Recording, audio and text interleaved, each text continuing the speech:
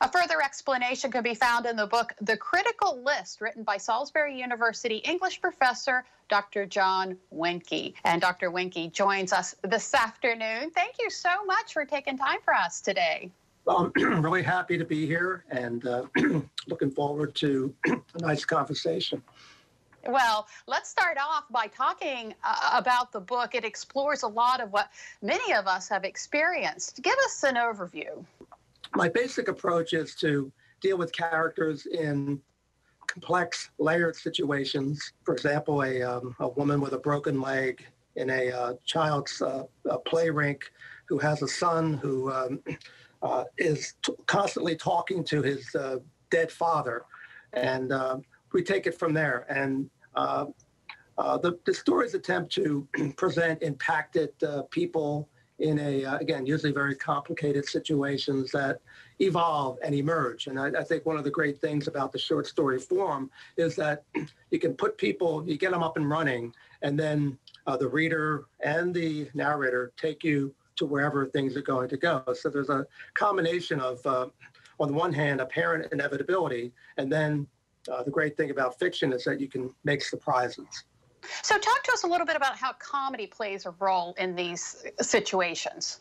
What I like to do is to begin with, again, complicated situations, and then deal with comedy, because comedy is not simply narrowly understood as something that's funny, but comedy has to do with resolution, with continuing, with trying to work through and to come out on the other side. One of the reasons that conventional kinds of romantic comedies end with marriage is because marriage always points to the future. So again, that's really what I like to do. And I like to believe that most people can make the best rather than the worst of situations that may be, again, problematic or wrenching. And fiction allows us to do things that we can't really do in life. So to me, I prefer to try to find ways into not only the kind of funny moment, but also to a resolution that is more positive. I tend to start out with things that are potentially problematic and then move into, again, endings and that actually offer new beginnings. Was there any particular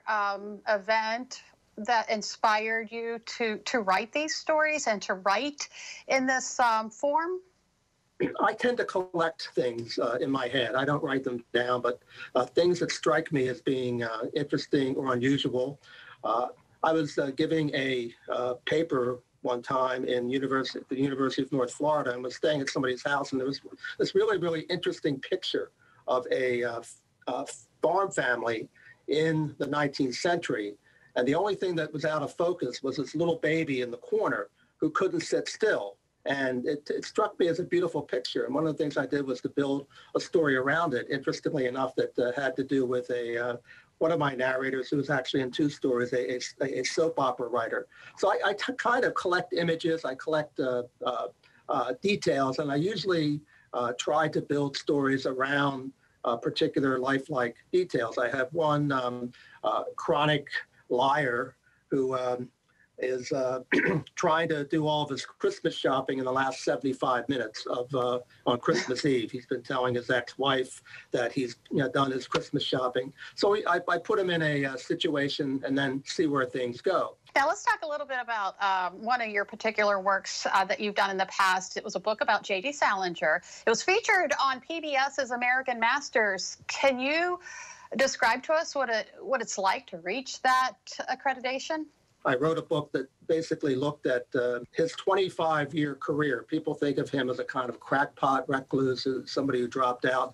I've always thought of him as a writer and as a significant writer who was a public figure for 25 years. And a movie producer, Shane Salerno, got in touch with me, and basically I did a couple interviews with him, and I became part of the film. But basically, I saw Salinger as this really, really important writer who could affect people's lives in a very dramatic way. But he did something that probably 99.9% of the population would not do, and that is he turned his back on his fame.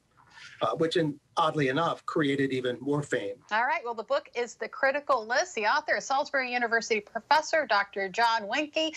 Thank you so much for joining us this afternoon. Again, the book was published by Regal House Publishing, and it's available wherever, I guess, Amazon and at the publishing website. So thank you. All right. We'll have all that information on our website.